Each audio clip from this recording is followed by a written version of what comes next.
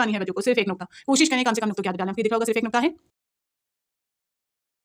अस्सलाम वालेकुम everyone, hopefully all are fine. Welcome to super moms home schooling channel. उम्मीद करती हूँ कि आपको बहुत कुछ सीखने को मिलेगा इस चैनल से, और अब तक मिल चुका है सीखने को। ठीक है, अब पहले हमने वीडियोस अपलोड की हुई हैं बे के ख़ानदान की, जिन के ख़ानदान की, दाल के ख़ानदान की और रे के ख़ानदान की। अब नेक्स्ट क्या है? सीन के ख़ानदान की नज़म। ठीक है, सीन के ख़ानदान की नज़म है, सीन के ख़ानदान की फॉर्मेशन कैसे आपने करवानी है बच्चों को, जो बच्चों के लिए मसला रहता है। ठीक है, अब स्टेप वही फॉलो करने में जो हर वीडियो में आपको बता रही होती हूँ। पहले आपने फ्लैश कार्ड के थ्रू रिकॉग्नाइजेशन करवानी है, देन उसके बाद आपने डिफरेंट हरूफ लिख के, मैंने वर्कशीट आपको दिखाई होगी, अभी मेरे पास यहाँ पर मौजूद भी है, ये देखें।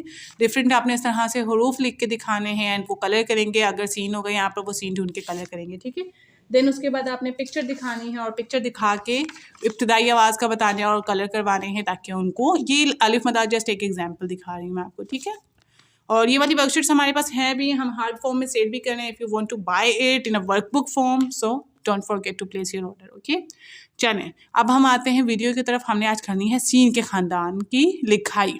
कैसे करवानी है बच्चों को? सिर्फ एक नुक्ता।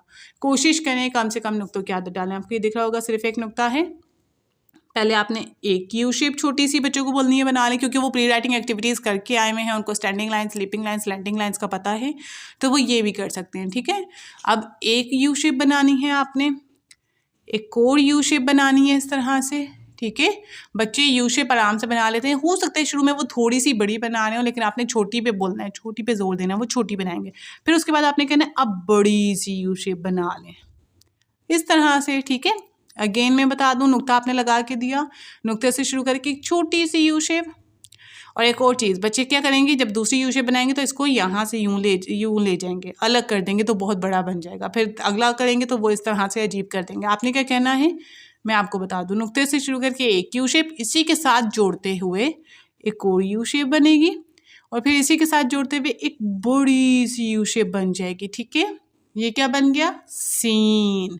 और सीन और शीन में फ़र्क क्या होता है? सीन जो है वो सेब होता है। ठीक है, वो तो हम खाते हैं, लेकिन शीन शेर होता है। शेर के दांत आपने देखे हैं कैसे होते हैं? ऐसे करके उसके बहुत ज़्यादा दांत होते हैं। तो शीन के ऊपर ज़्यादा नुक्ते हमारे कितने होते हैं उर्दू में? 3 नुक्ते होते हैं। ठीक है, तो आपने इस तरह से करवानी है। उम्मीद करती हूँ कि आपको ये वीडियोस पसंद आ रही हैं, ये सीरीज़ पसंद आ रही है और आपके लिए ये हेल्पफुल साबित हो रही हैं अपने बच्चों को होम स्कूलिंग करवाने में, लिखाई करवाने में।